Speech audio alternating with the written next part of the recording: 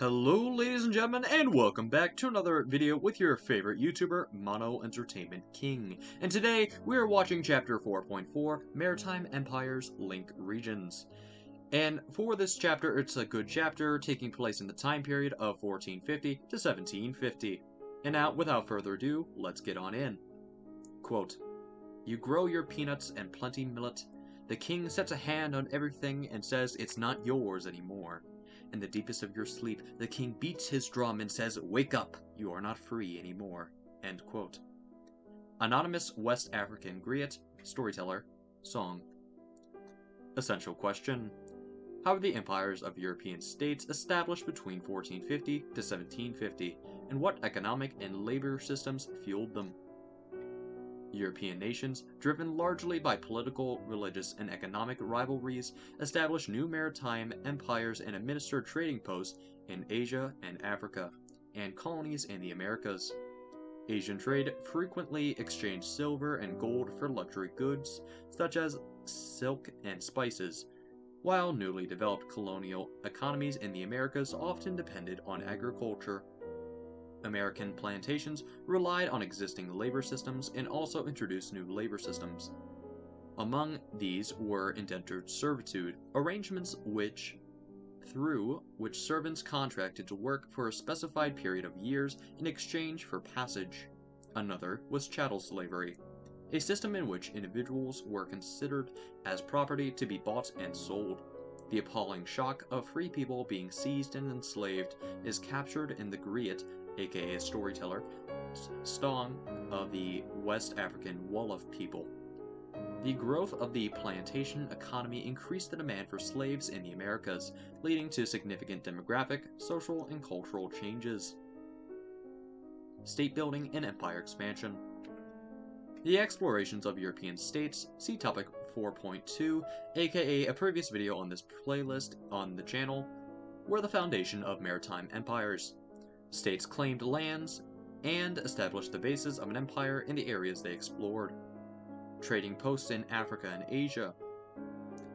Certain regions of East and West Africa were the targets of European conquest.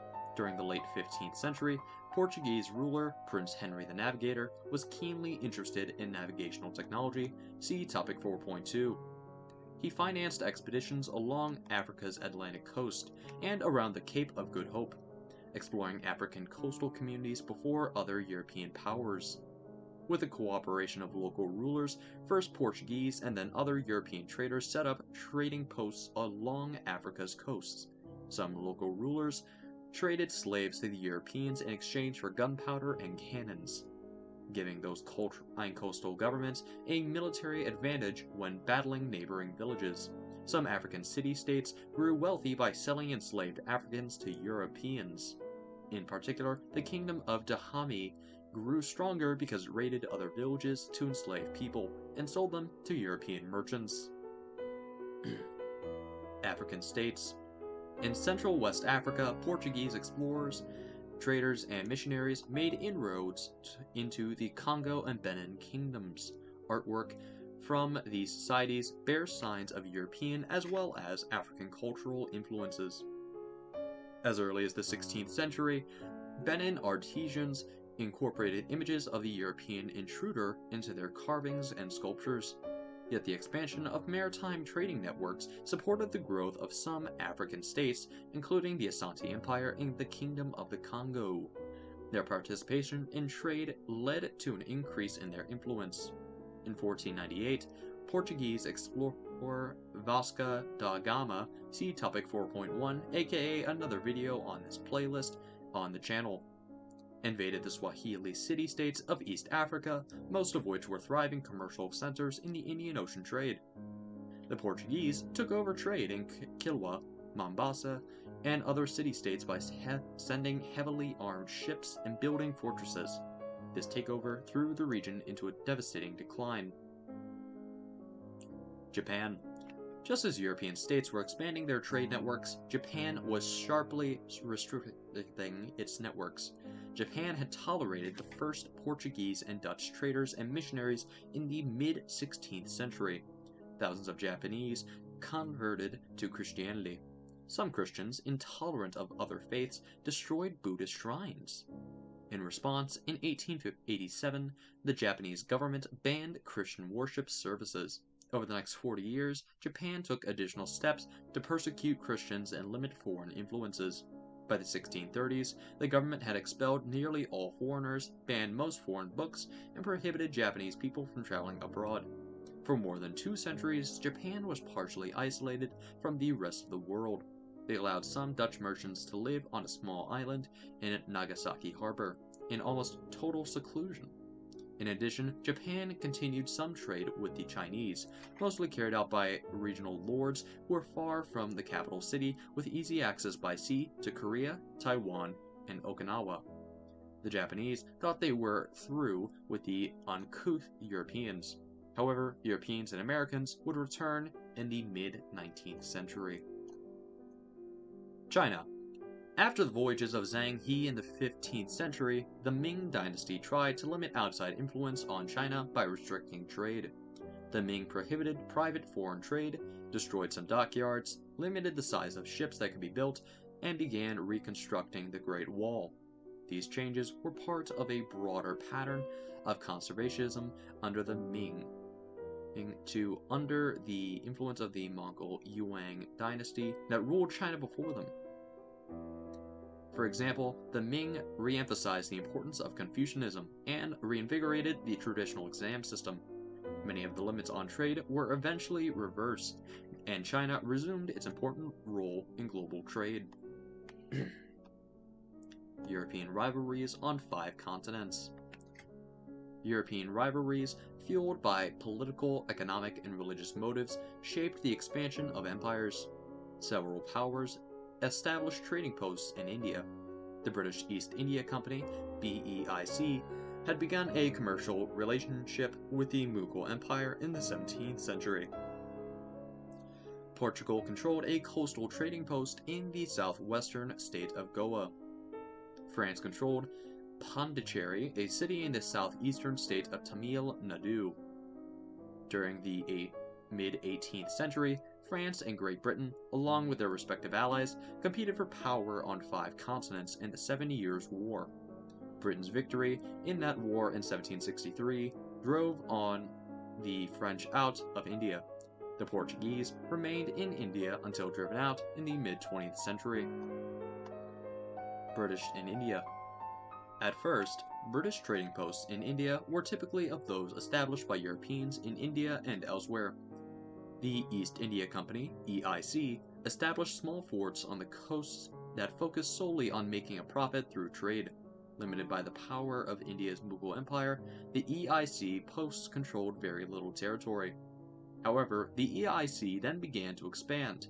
It took advantage of the tensions between Muslims and Hindus in India, and began to increase its political power through treaties with local rulers.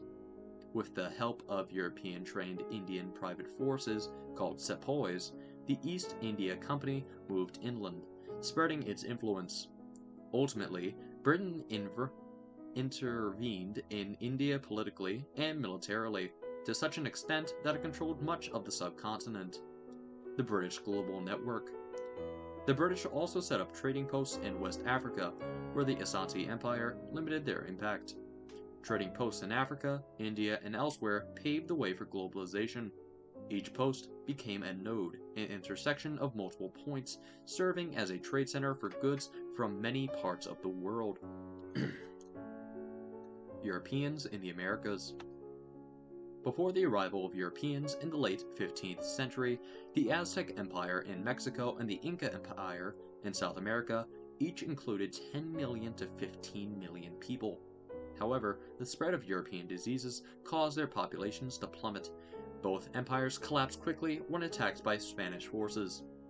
In Mexico, helped by groups that the Aztecs had conquered, Cortés' forces overthrew the Aztec by 1521 and established the colony of New Spain. The Spaniards melted down the Aztecs' treasures and sent the gold back home. They destroyed Tenochtitlan and built their own capital, Mexico City, on its ruins. In the Andes of South America, Francisco Pizarro and his crew attacked the Inca and captured their ruler, Atahualpa. Pizarro offered to release Atahualpa if the Inca would fill a large room with gold. The Inca complied. However, in 1533, the Spanish killed Atahualpa anyway. By 1572, the Spaniards had completed their conquest of the Inca Empire. Spain versus Portugal. In the Treaty of Tortoise of 1494, Spain and Portugal divided the Americas between them. Spain reserved all lands to the west of a meridian that went through eastern South America. Portugal reserved all lands east of this line. This arrangement put Brazil under Portugal's rule, while Spain claimed the rest of the Americas. And as you can see here, with this source of the map, we can actually see what this looked like with the Treaty of Tortoisilla, I think it was, in 1494. Now over here is where the land was by the Portugals that they claimed, and also the other side would be where Spain was. Also, as you can see here, here's also a zoom in on the map. You may want to keep this in mind when taking notes. In addition to establishing colonies in Mesoamerica and South America, Spain explored other parts of North America north of present-day Mexico. The explorer Pedro Mendez de Aviles established a fort in St. Augustine on the east coast of Florida in 1565, which became the oldest continuous settlement in what later became the United States. Spain would not be able to control all of North America, however, because the French, British, and Dutch later made claims and settlements there. France versus Britain. France and Britain continued to vie for dominance in North America. As British settlers moved into former Dutch territory in Upper New York, they began to form ties with the powerful Iroquois people, who had been in conflict with the French over trade issues for decades.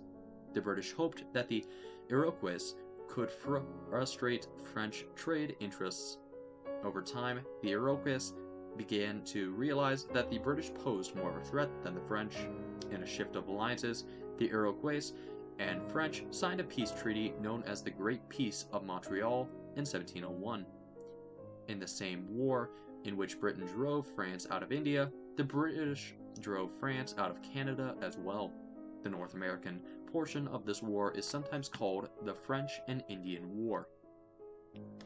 As you can see here, under that area on page 222 of the textbook, we can see that the French, English, and Dutch colonies in 1650 on the map here.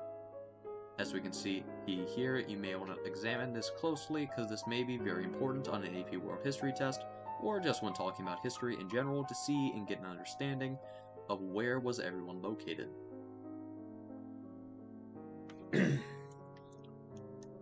Continuity and change in economic systems.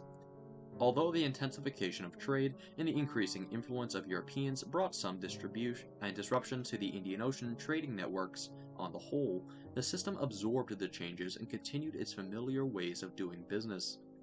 Merchants in the Indian Ocean networks were used to paying taxes and fees to states controlling sea lanes and ports, and operated often through religious and ethnic ties. They did not use arms to protect their trade. If the fees in one trading center became too high, they were free to move elsewhere. Europeans in the Indian Ocean trade. The Portuguese, however, arrived with superior naval forces, religious zeal, and a determination to profit from the increasingly diverse products being traded, both from Asia to Europe and also within Asia. In addition to porcelain and silk from China, cloth from Gujarati weavers in western India, agricultural goods from Java, and spices from many places created an abundant market for trade and profit. In contrast to the ethnic and religious trading ties developed over hundreds of years, the Portuguese used their military superiority to take control of trade, creating a string of armed trading posts along the trade routes of the Indian Ocean. In 1509, for example, the Portuguese had a decisive victory in the Battle of Diu in the Arabian Sea over the combined forces of Gujaratis and the Mamluks of Egypt, and the Zamorin of Calicut, with the support of Venice, Portugal's European competitor. Despite the differences between the traditional trading networks and those controlled by European powers, merchants in the Indian Ocean trade networks continued as before in many ways, paying for the right to use certain ports or passageways and developing trade links through traditional networks. Spain and gold in the Americas. The Western European search for profit began with Columbus. On his first voyage, he was convinced that gold was plentiful on Hispaniola, the name he gave the island now occupied by Tahiti and the Dominican Republic. But gold was sparse in the Caribbean. Desiring to return home with something valuable, Columbus and his crew kidnapped Tainos, indigenous people, and took them, enslaved, to Spain. In the early 1500s, the Spanish established a system called the Encomienda to gain access to gold and other resources for the Americas. Encomenderos, or landowners, compelled indigenous people to work for them in exchange for food and shelter, as landowners required of serfs in Europe's manorial system. This coercive labor system was notorious for its brutality and harsh living conditions. The Spanish crown often granted land to conquistadors as a reward for their efforts. The hacienda system arose when landowners developed agriculture on their land: wheat, fruit, vegetables, and sugar. They used coerced labor to work the fields. Silver. While gold did not yet yield riches for Spanish conquistadors, the discovery of silver in Mexico and Peru revived economic fortunes for both individual explorers and Spain. The use of mercury to separate silver from its ore increased the profitability of silver mining. By the end of the 16th century, the cities of Zacatecas in Mexico, and especially Potosí in the Andes Mountains in the modern-day Peru, became thriving centers of silver mining. For this industry to flourish, Spanish prospectors needed labor. The indigenous populations would do all but the most dangerous work in the mines. In response, Spanish authorities in Peru transformed the traditional Incan meta system of labor obligation, in which young men were required to devote a certain amount of labor to public work projects, into a coerced labor system. Villages were compelled to send a percentage of their male population to do the dangerous work in the mines for a paltry wage. Silver and mercantilism. The silver trade not only made individual Spanish prospectors wealthy, it also strengthened the Spanish economy. European powers at the time were adopting mercantilism, an economic system that increased government's control of the economy through high tariffs and the establishment of colonies, claimed lands settled by immigrants from the home country. In the case of Spain, the main purpose of the colonies in the Americas was to supply as much gold and silver as possible. Another way to increase national wealth, according to the mercantilist system, was for colonizing a country to export more than it imported. A percentage of overseas silver production went directly to the Spanish crown. The empire used this wealth to build up the military and established foreign trade. Continuity in trade and labor systems. Different regions and different economies use different labor systems. As you can see here in this chart, types of labor in the early modern period. And also we have various different columns stating laborer, location, type of work, and freedom/limits. Laborer, slave. Location, Americas and Africa. Type of work, domestic labor, agricultural labor. Freedoms and limits, considered property, had few or no rights. Laborer, serf. Location, Europe and Asia. Type of work, subsistence farming, most of the yield belonged to the lord. Freedoms and limits. Attached to the land, not free to move at will, and had little or no legal protection. Indentured servant. All regions were the location. Type of work, domestic labor, field work. Freedoms and limits. Employer paid for transport to a new location. Individual worked without pay for up to 7 years. Free peasant. Europe and Asia were the locations. Type of work was farming, craft labor, blacksmithing, weaving, etc. Freedoms and limits. Worked on their own land, sometimes owned a business, paid taxes to the lords, and paid tithes to the church. Laborer, nomad. Location, Europe, Asia, and Africa. Type of work, animal breeding, pastoralism, and herding. Freedoms and limits, did not own land permanently, used land temporarily, had freedom to move. Laborer, guild member. Location, Europe.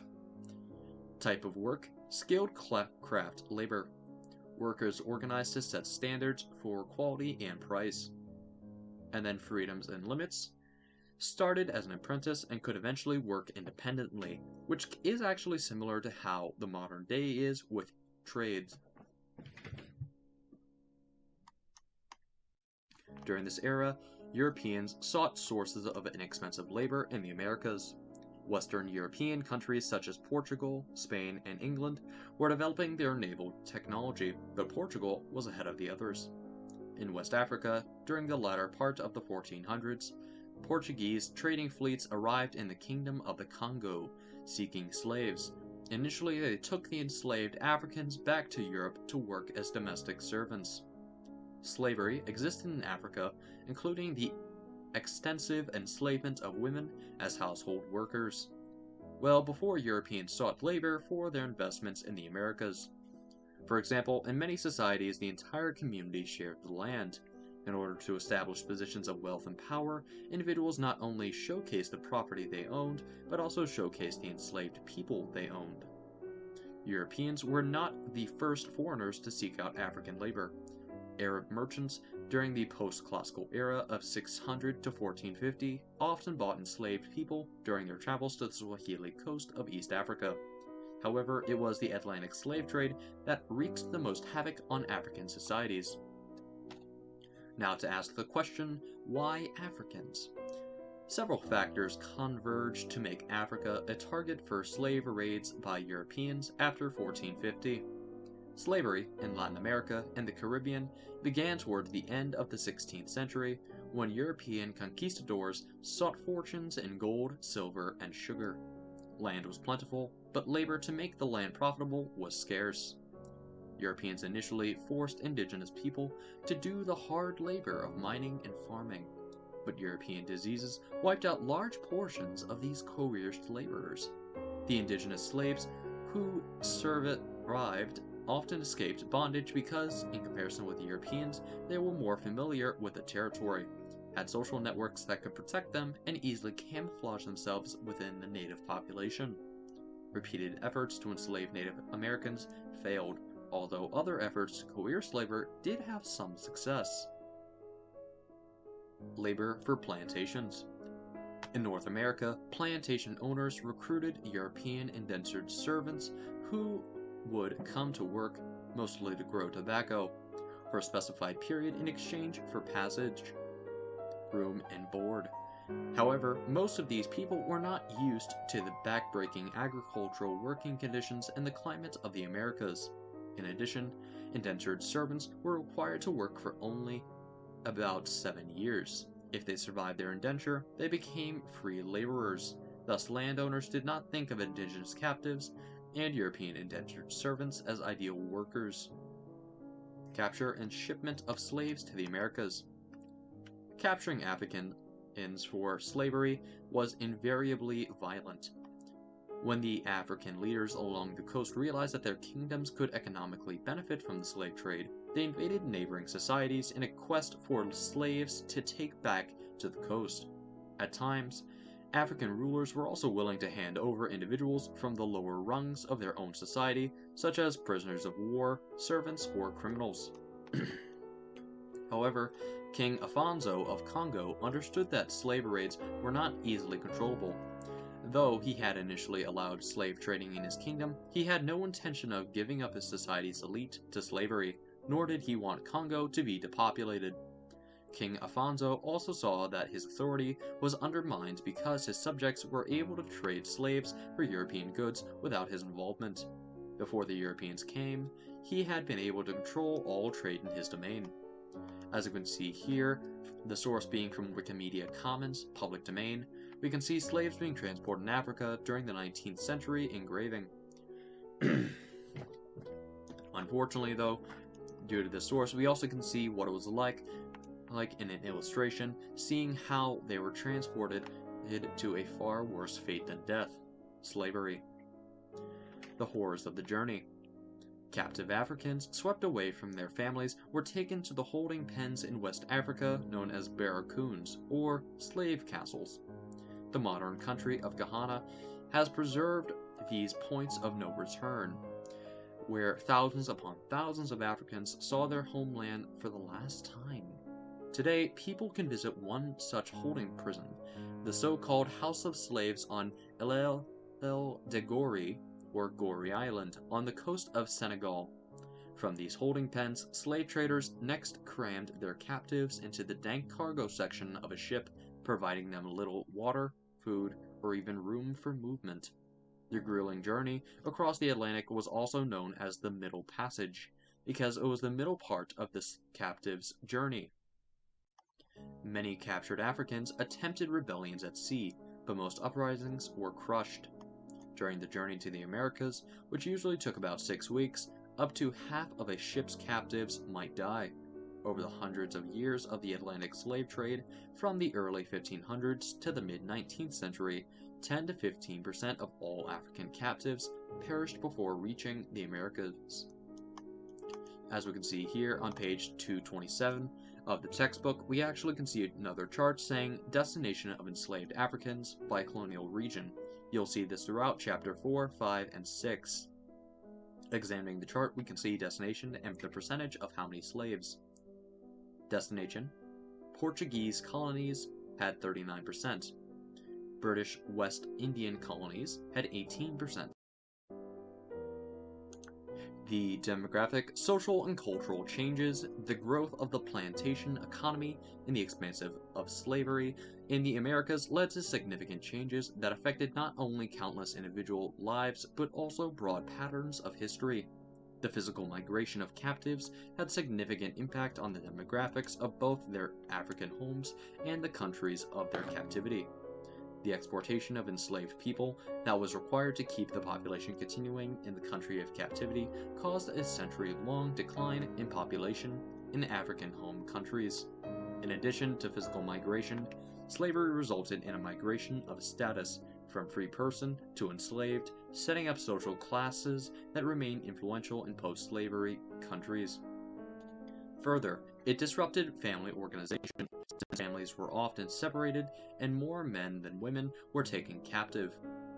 Polygamy, having more than one wife in other words, became more common, with people treated as commodities. As chattel slavery, social and family groupings were determined more by supply and demand than by the familial bonds of kinship. Each region in which slavery was introduced was affected in a unique way. However, in all of them, people with African roots helped shape and enrich the language and culture of the societies into which they were brought. The mixing of ethnic groups resulted in new groups of multiracial people, such as mezzodos and mulattoes. The Indian Ocean slave trade. While most Africans who were enslaved and transported to the Americas came from West and Central Africa, there was a long-running slave trade in the eastern part of the continent. By routes over land or in the Indian Ocean, slaves from Eastern Africa were sold to buyers in Northern Africa, the Middle East, and India. Many were transported to the islands off the southeast coast of Africa, such as Madagascar. The trade reached its peak in the 18th and 19th centuries. Slaves taken in the Indian Ocean trade suffered different fates from those taken across the Atlantic. Slaves in the Indian Ocean were more likely to work in seaports as laborers in the shipping industry and as household servants. Some worked as sailors or even soldiers. Living in towns or cities, they had some opportunities to develop communities and to work alongside free laborers. Slaves who ended up in Islamic communities had certain rights, such as the right to marry. As a result of the Indian Ocean slave trade, African words, musical styles, and customs can be found in Oman, India, and elsewhere. Key terms by theme: government, African states, Asante Empire, and Kingdom of the Congo. Government, East Asian states, Ming Dynasty. Government, Americas, Aztec Empire, Inca Empire, New Spain, Mexico City, Francisco Pizarro, Atahualpa, Treaty of Tortoise or Tordesillas, Hispaniola, Conquistadors, Economy Products, Silver, Economy, Economic Systems, Mercantilism, and Colonies, Economy, Labor Systems, Indentured Servitude, Chattel Slavery, Encomienda, Encomienderos, Coercive Labor System, Hacienda System, Meta System, Middle Passage. And ladies and gentlemen, that concludes it for today's reading. However, I am sorry to say about any of my mispronunciations. And also, if you're in the comments section, please do not try to correct me. I've already had that happen 5 times, and we're not doing it again. Anyways, not the point, but also one thing I think we should try drawing away from this chapter is definitely some big points like slave systems, which are definitely very important. Because when looking at history, slave systems, again, are very, very important of how they affected the world. Not just did they cause, again, migrations as previously stated in the chapter, but they also did cause migrations of culture and the beginning of globalization, also stated in this chapter. Because when globalization started kicking up and started showing up in the later chapters, we see really how more people are more intermixed and connected and more intertwined with each other than they are now. Again, probably due to inventions like the internet, the telephone, and new forms of travel, so that way they can link more people across longer distances. However, once again, with all of this, it still can be shown that with globalization, it actually may be starting to develop here in this time period. And again, 1450 to 1750 is very influential when it comes to leading up to our modern time period. Because again, aside from slavery, another big point is mercantilism. In other words, one way to think about mercantilism is that everyone wants a slice of a pie. The pie of money or silver. And there's only so much pie to go around. Because as seen here, an economic system that increased government control of the economy through high tariffs and the establishment of colonies. So also colonization did play a part in why mercantilism exists. But again, one way to think about what mercantilism is this. Mercantilism is once again a giant pie. Everyone wants a slice of the pie, and that pie is money. Again, ladies and gentlemen, just keep that in mind when you're trying to think or study up for AP. And also, I hope you all enjoyed the video, and please, ladies and gentlemen, drop a like down below, hit the subscribe button, too, if you'd like to help support the channel, because after all, over 80% of my viewers are not subscribed, which is very unfortunate. But anyways, that's going to do it for today's reading. If you would like to stay tuned, next chapter coming up is chapter 4.5. Anyways, ladies and gentlemen, thank you for watching, stay safe, stay happy, and remember, stay entertained.